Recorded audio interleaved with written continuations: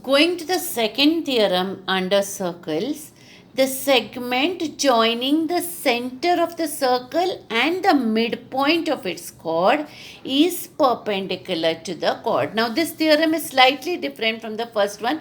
They are saying already that there is the segment which is joining the center of the circle to the midpoint of the chord. So, already this point P is given as the midpoint of chord AB.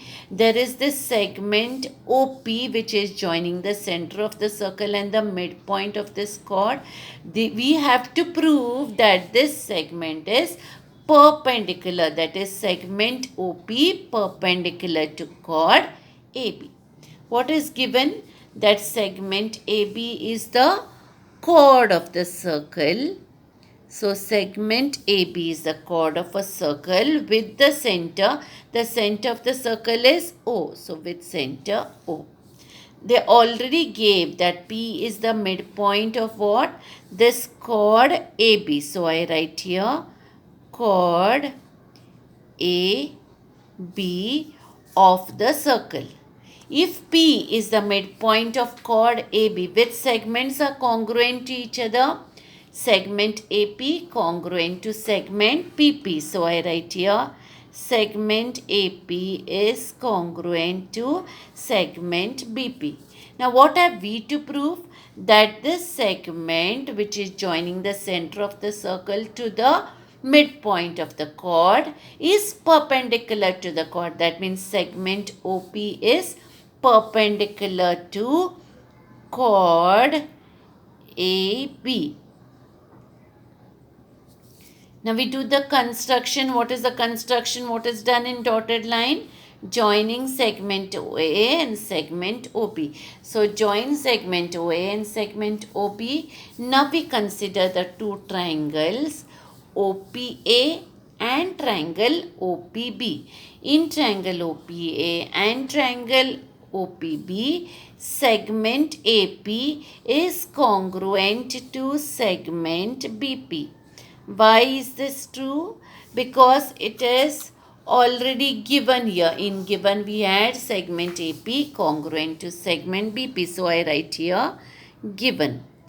Also you look at this segment OP, it is common to triangle OBA and triangle OPB. So I write here segment OP congruent to segment OP.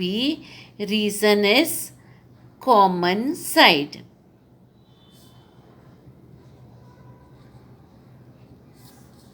Now look at the third side. It is here the segment AO and segment BO. But segment AO and segment BO again form the radii of the same circle.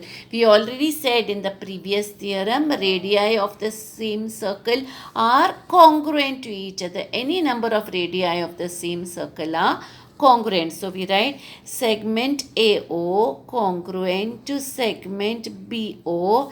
The reason radii of the same circle.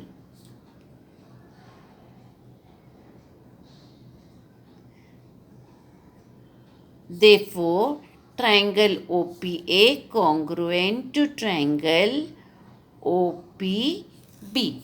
Now, they are congruent by which test? We said all the three pairs of sides. So, that means the test should be the SSS test. So, the two triangles are congruent to each other by the SSS test. Now, if they are congruent to each other by the SSS test, angle OPA should be congruent to angle OPB.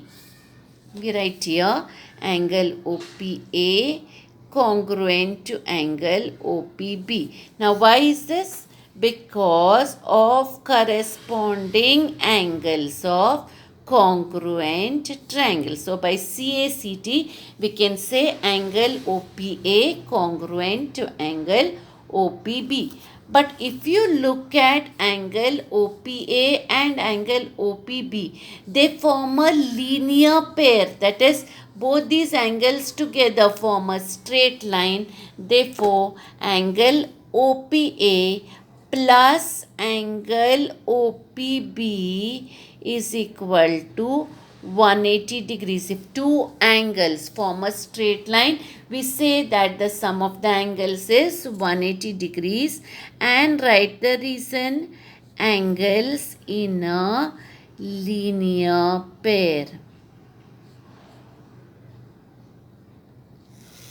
Therefore, angle OPA plus angle OPB is 180 degrees, but angle OPA is congruent to angle OPB. So, in place of angle OPB, I can also write angle OPA only. So, here I'll write angle OPA.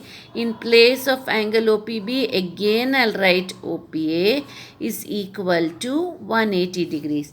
Angle OPA plus angle OPA is 2 angle OPA, which is 180 degrees. Therefore, angle OPA is equal to 180 degrees. This 2 on the other side will divide, which is equal to 90 degrees. 180 degree by 2 is 90 degrees. So, angle OPA is 90 degrees. Therefore, segment OP is perpendicular to chord AB. So, I can write here segment OP is perpendicular to chord AB. So, that is what I had to prove.